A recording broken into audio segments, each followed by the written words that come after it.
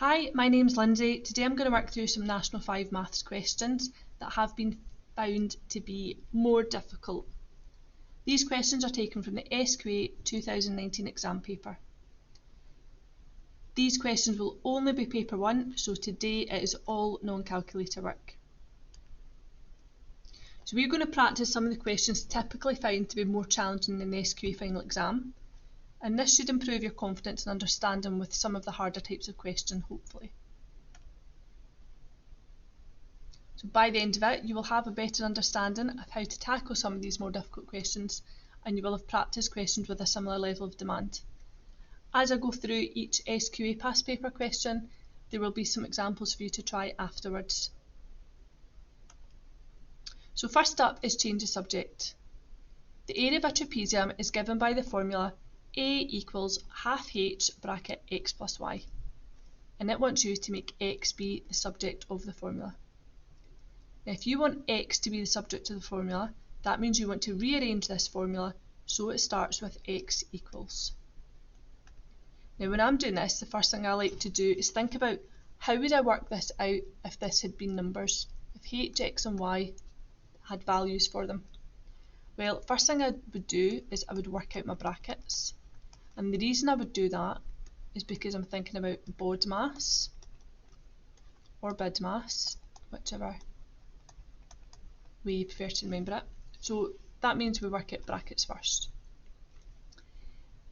Then I've got this h, and the h is multiplying, so I would times it by the height, and then I would half it.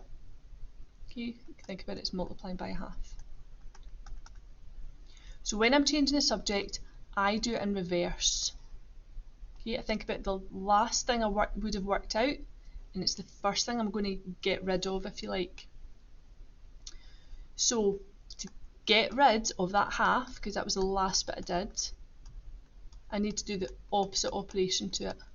The opposite of halving is doubling. So I'm going to double A. Okay.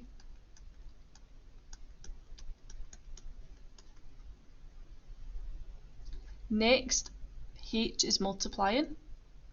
So the inverse operation of multiplying is dividing.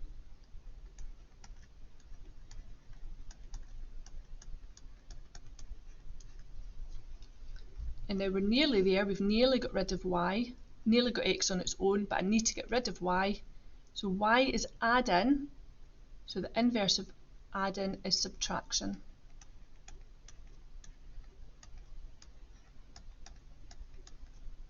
And that's you done. You can flip it round so it looks a bit more standard. So this kind of question's 3 marks. You've got 3 things to get rid of, or move. We had to move the half, we had to deal with moving the height, and then we had to deal with moving the plus y. So a 3 mark question.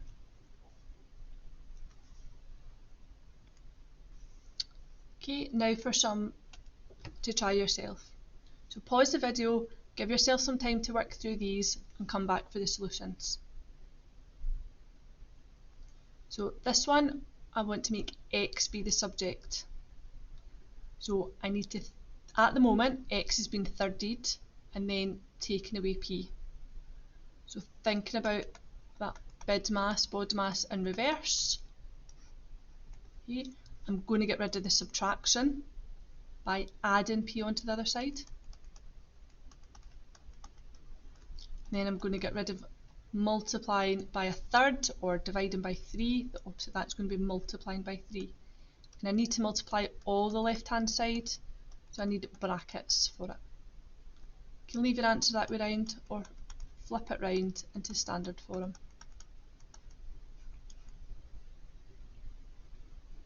Okay, the second one, we want to make v be the subject. So at the moment, v has been squared, then multiplied by m, and then halved. So I'm going to work that backwards. Get rid of halving by doubling. Get rid of the m, which is currently multiplying, so the inverse operation of multiplying is division.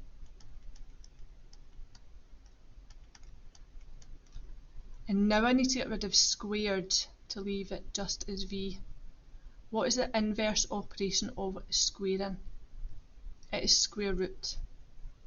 So if I come over here, I need to square root all of 2e divided by m. So you need to make sure your square root is tall enough to include all of this expression here, or better yet, use brackets for it. Okay, and then the third one, make t be the subject. Now this one is particularly difficult because of this negative sign. So at the moment t has been squared, then multiplied by b, then we need to take that away from 3a. Now when I am changing the subject to a letter, if it is negative, the first thing I would do is make that positive. So I'm going to add this term onto my right hand side. So I will get 3a equals d add bt squared. So now I can think about how to isolate t, how do I get t on its own. So t's been squared, then it's been multiplied by b, then it's adding with d. So the first I'm going to get rid of is the adding d, the positive d. So the inverse of adding d is taken away.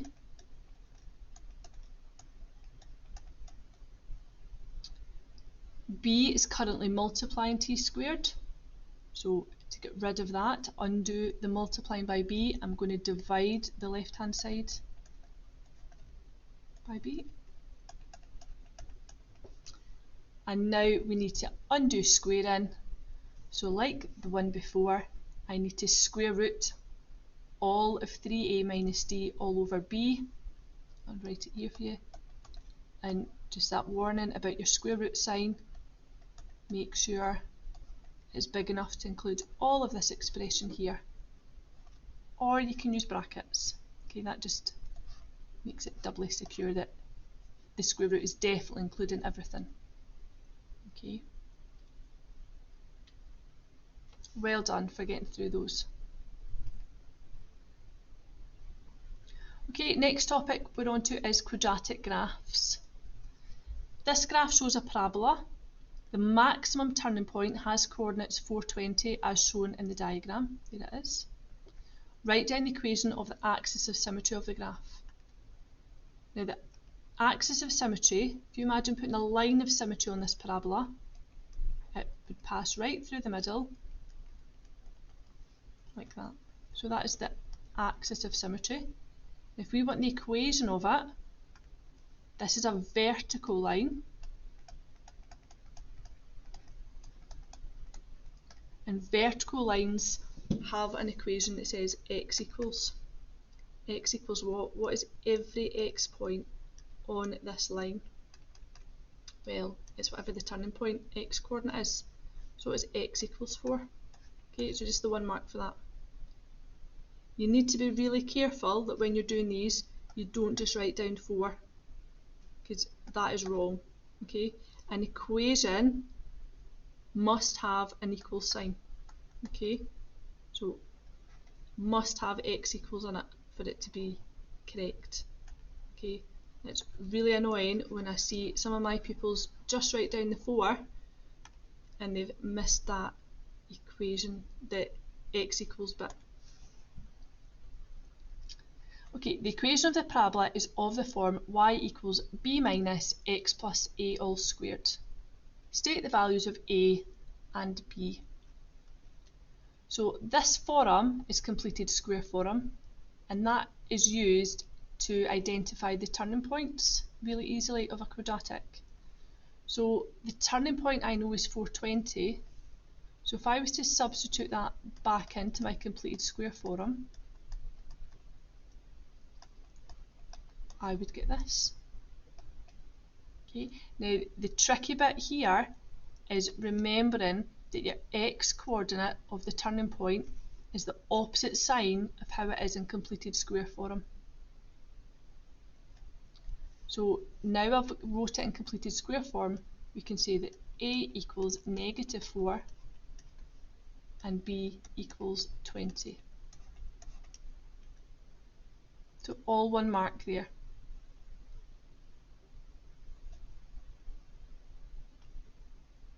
Okay, here's some for you to try. Okay, it's this first one. The graph shows a parabola with a minimum turning point, 3, 2. Write down the equation of the axis of symmetry. So have a think, where does the axis of symmetry go?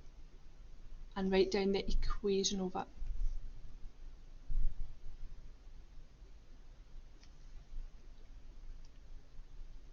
Okay, so hopefully you remembered the equation of the axis of symmetry, that your axis of symmetry, a line of symmetry, would pass through the turning point. It is a vertical line, so it has the equation x equals, and it's x equals 3. Every coordinate on this line, the x coordinate would be 3 for it. Okay, so just 1 mark for writing that down.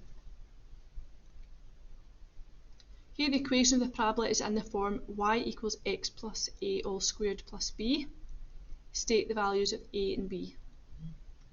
So again, if we think about taking the turning point, 3, 2, and substituting that back into completed square form, remembering to change the sign of that x coordinate, I would get this. Now it's a bit easier to see that a is negative 3 and b is 2.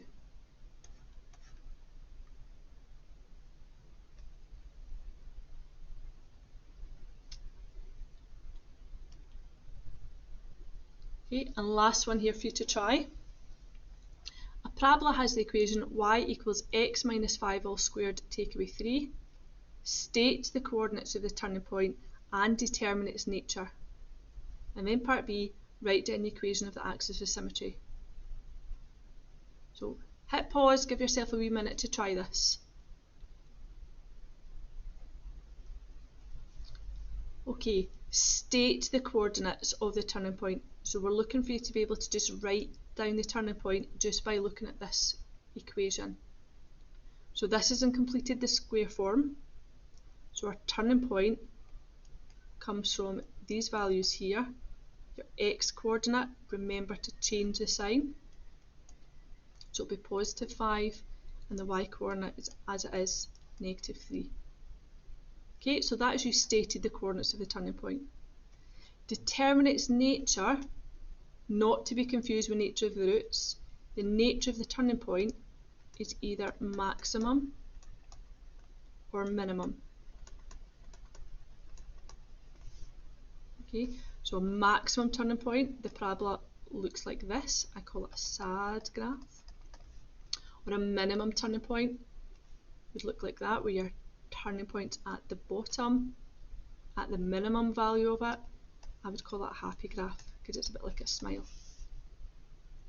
So what do we think this parabola is? Is this a happy graph or a sad graph? Is it a minimum turning point or a maximum turning point?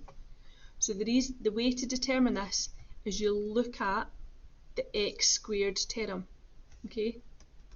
So is x squared positive or negative?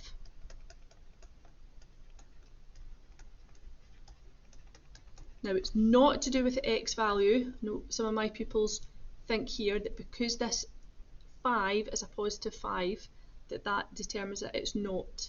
Okay, it's looking in. I'm going to change the colour.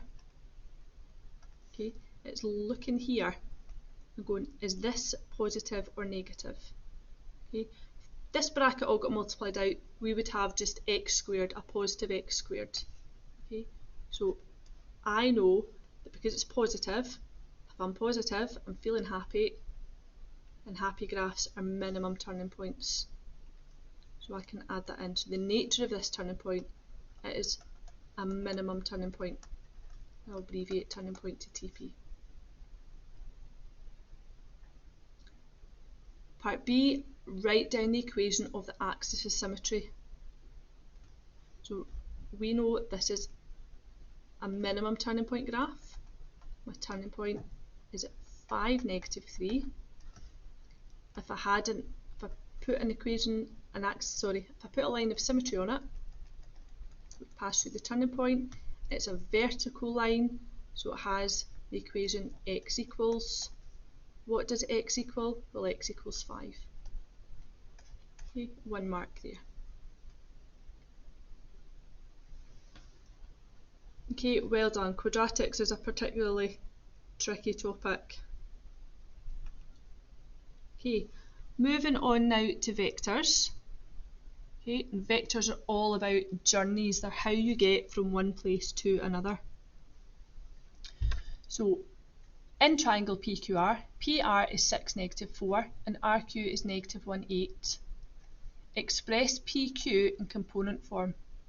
So express the journey from P to Q. How do we get there? Now I'm told about the journey from P to R, and I'm told the journey from R to Q. So I'm only allowed to use that information. Okay, there's no direct route here, even though there's a line in the triangle. I don't know how to do that journey. So how do I get from P to Q? Well, I need to do PR plus the RQ journey. So I'm going to add these components together. So if I add the x components, 6 add negative 1 will give us 5. And if I add the y components, negative 4 add 8, that is 4. Oh. Let's just try writing that again. I don't know why that disappeared.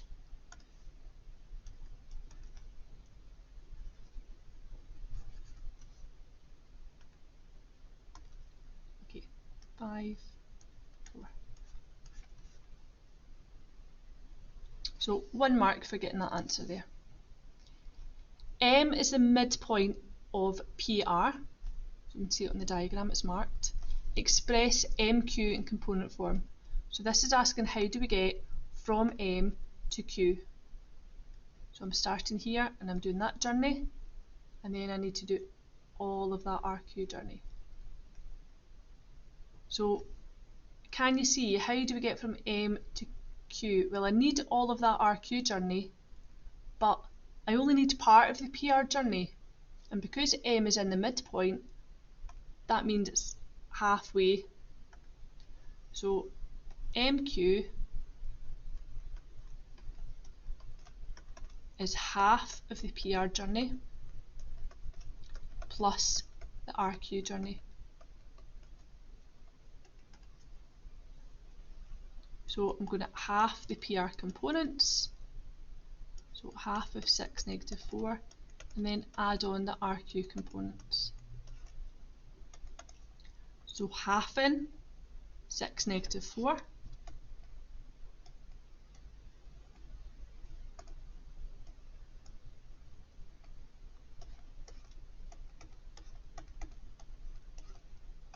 Now we can add the x components together. So 3 add negative 1, and add the y components. Negative 2 add 8 is 6.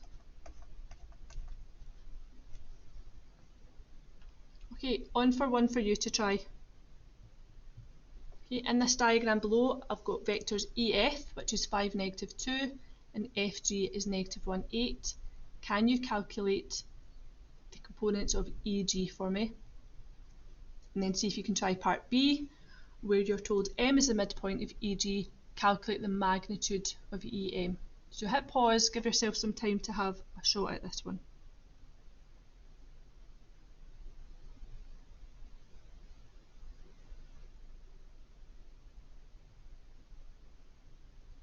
Okay, so EG, how do we get from here to here? So I need to use the journeys I'm told. We need to travel journey EF, if you imagine that line is actually on top of my diagram, and then we need to travel FG. So we're going to add the components. So EG equals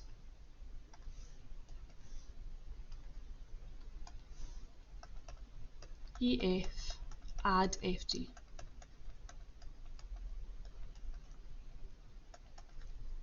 So we get 5, negative 2 add -1/8, which will give us 4/6.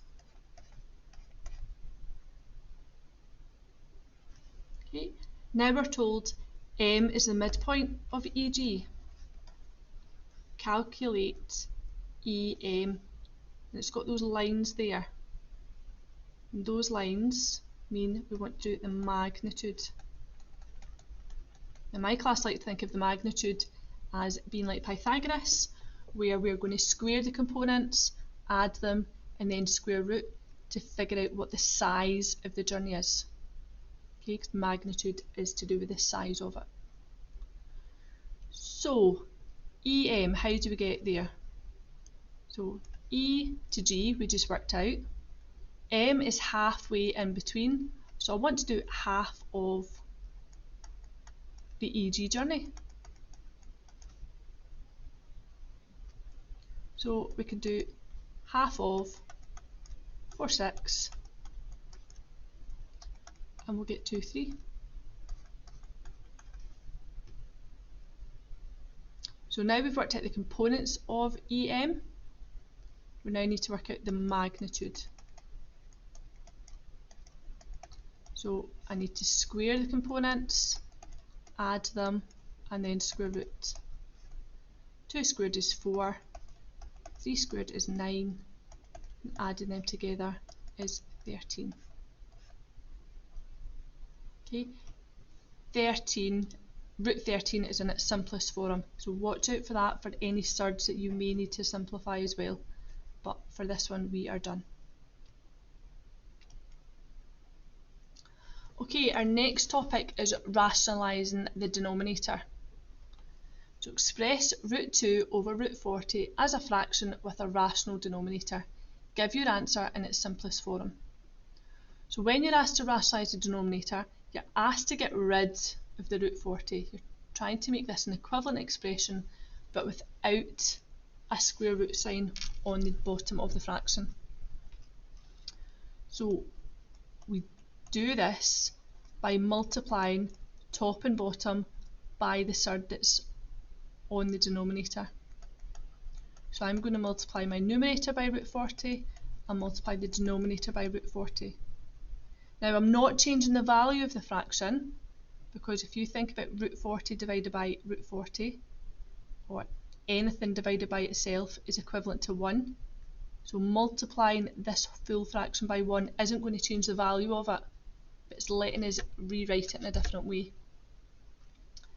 So root 2 times root 40, will surds multiply together, so that gives us root 80.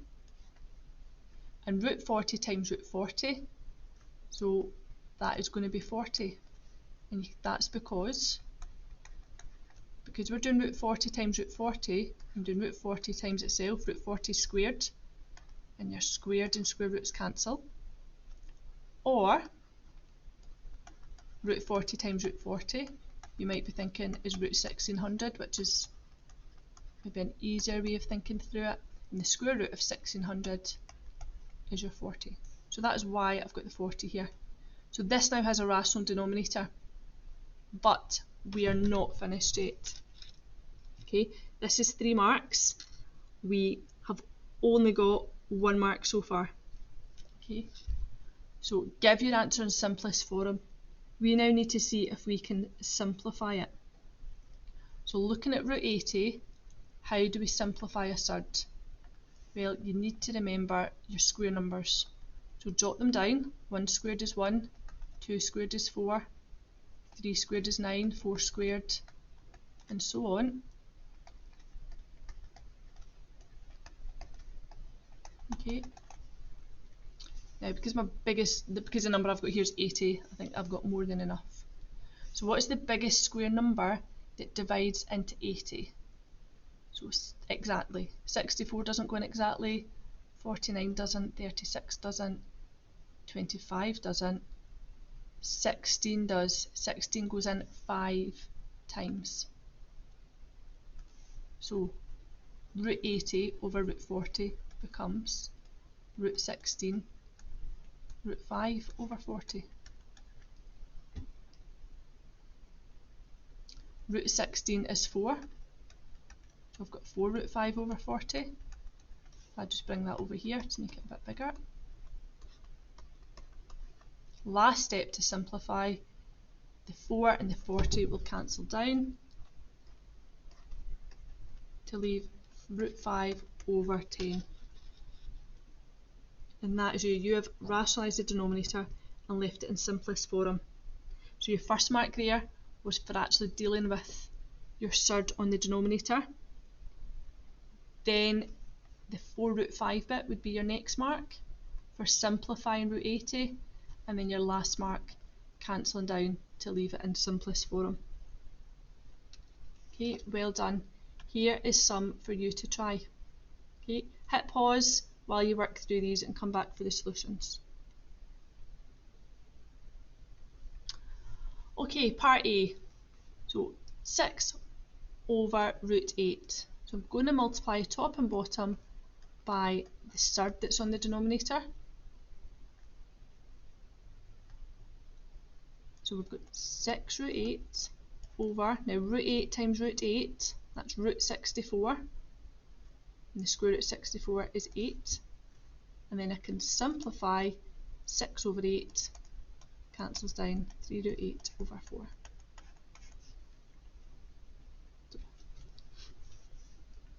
So I've wrongly underlined the answer there. We are not finished, are we? Okay, what's that step I need to do? I need to look and see if I can simplify root 8. So if I make a note of my square numbers, I've got 1, 4, 9, 16, 25. Remember, just think about it like 5 squared, 6 squared, 6 times 6, 7 times 7. Okay, let's see if that's enough just now.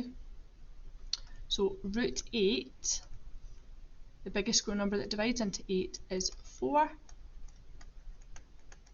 It goes in twice. The square root of 4 is 2. I've got 3 times 2 root 2 over 4. So the final answer here is not the final answer yet. Cancelling down your 6 and the 4 will give us 3 root 2 over 4. Okay, there end up quite a bit of simplifying there. So mark for dealing with the square root on the denominator and getting your 6 root 8 over 8. Next mark for simplifying root 8, so that would be getting your 2 root 2. And then last mark, tidying up all that simplifying, dealing with all that. Okay, next one, 5 over 2 root 10. I'm going to multiply top and bottom by root 10. So that's 5 root 10 over 2 times, so root 10 times root 10 is root 100, and the square root of 100 is 10. So 5 root 10, now root 10 doesn't simplify, over 20, but 5 and 20 will cancel down. 5 divides in 4 times.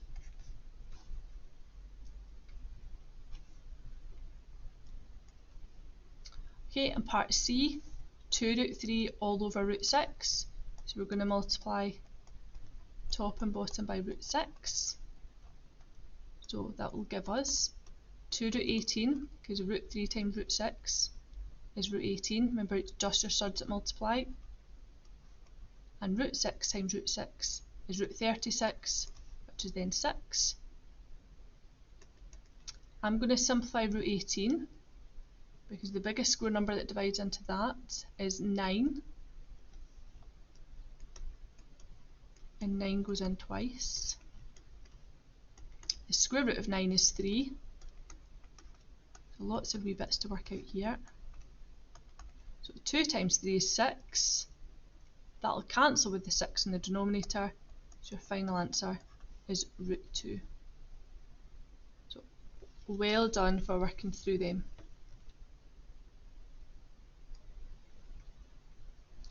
Okay, we are now on to trig graphs.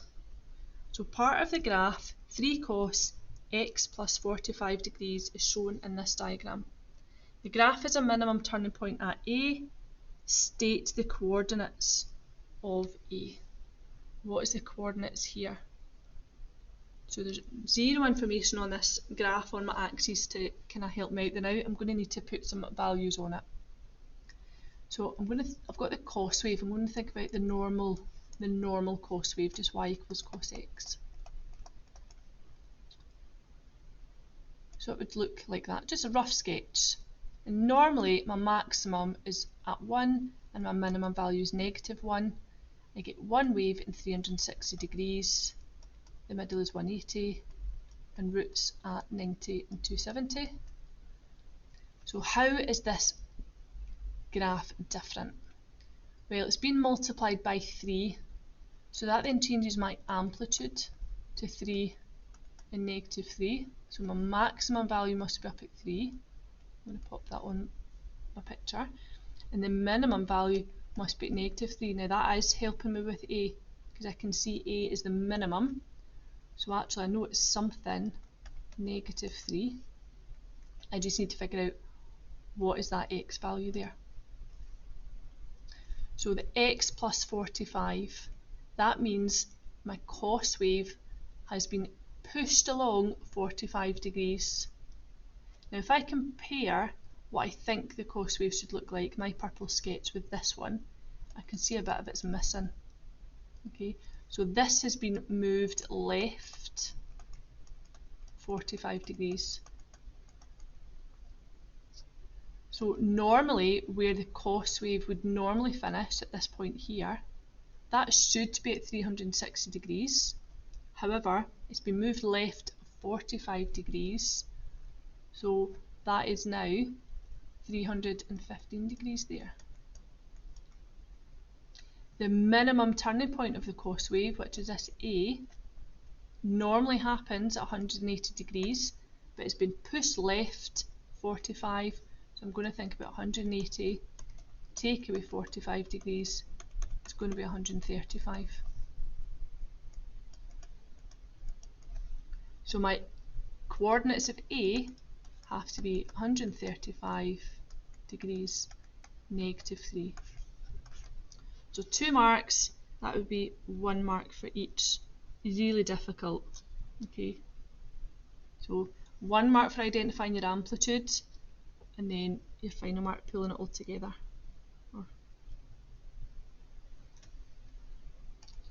Okay, can you have a go at this one now, please? Here's part of the graph y equals 4 sine x minus 15 degrees. Write down the coordinate of the maximum turning point. So hit pause while you have a wee work through this. Okay, so thinking about the sine wave, usually it would look like this if I just had the wave y equals sine x, maximum value at 1, minimum value at -1, and again taking 360 degrees for one wave. Remember, this is just a rough wee picture just to help me get to grips with the numbers, because there's lots going on here. So what has happened to y equals 4 sine x minus 15? So it's been multiplied by 4, so that is stretching our wave vertically. It is changing the amplitude, so my maximum is now 4 and my minimum would become -4. So that's now the graph y equals 4 sine x. So I'm going to add the 4 on here.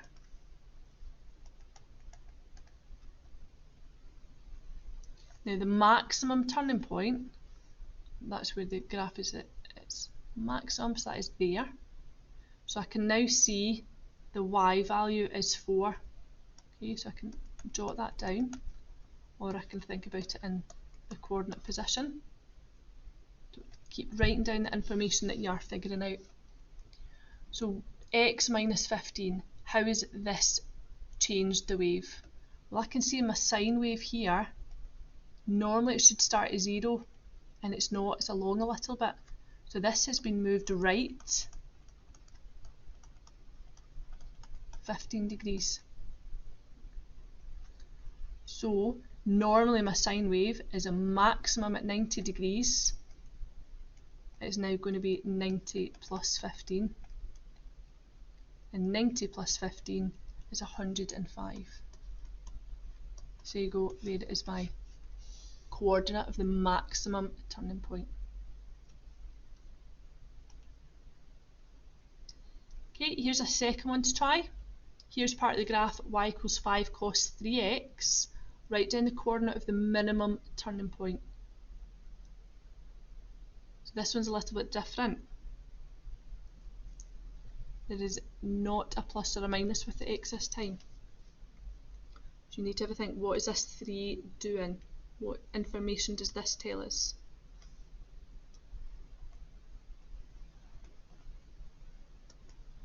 So I'll have the cos wave. So do we sketch? And normally we get one wave in 360 degrees, and the maximum is 1 and the minimum is -1. So what's happening? Well, it's been multiplied by 5, so I now know that changes the amplitude. So my maximum here is 5 and my minimum is -5. What does this 3 do though? Cos 3x. This tells you how many waves you get in 360 degrees.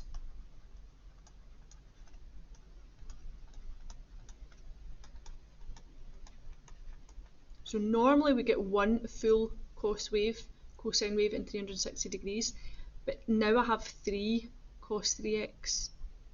So really, if I had the full graph up to 360 degrees, I would have 3 cos waves, and excuse my sketch. Okay, so there's one wave, the second wave, and then the third wave. So because I only see one wave here, when must it finish? It must finish at 120 degrees. I think it's about 360 divided by the 3. So normally our minimum turning point, which is here, the bottom of it, happens at 180 degrees. But because we're getting 3 waves in, I think about a third in it, it's now going to be happening at 60 degrees. So the coordinate, because that's what it's asking for, of the minimum turning point, so the minimum turning point here is 60 degrees -5. Well done. Okay, so we are just about done. This is our last topic to look at here, and it is solving equations with fractions. Save the best till last. So some people don't like fractions. I have no idea why. However, have a think about how you get rid of fractions. If you don't like them, how can you get rid of it? We thought about it when we were changing the subject, how we got rid of halving and thirding.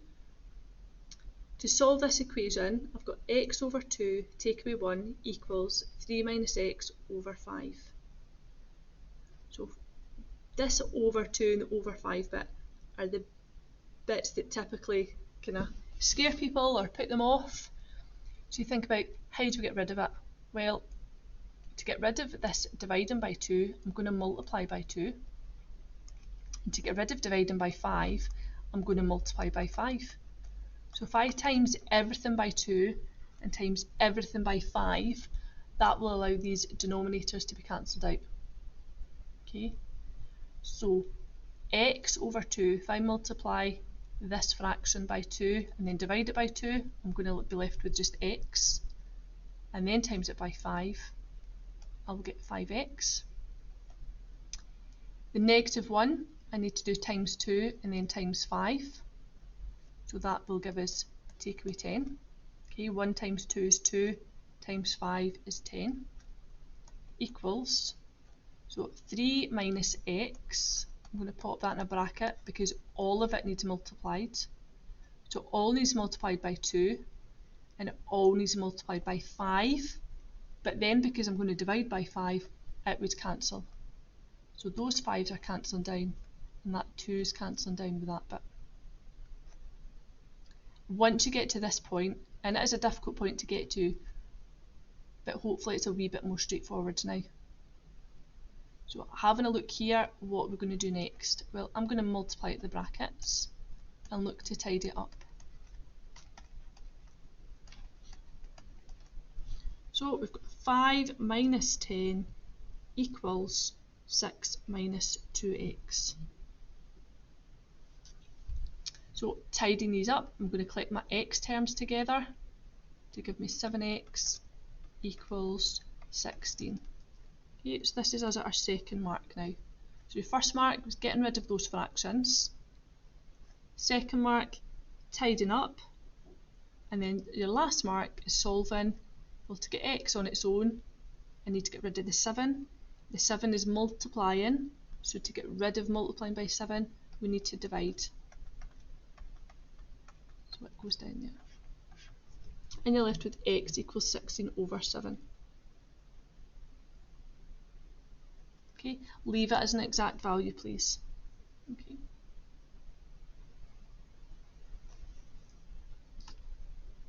Here is 2 for you to try now. Nearly there. So hit pause, see how you get on working through these.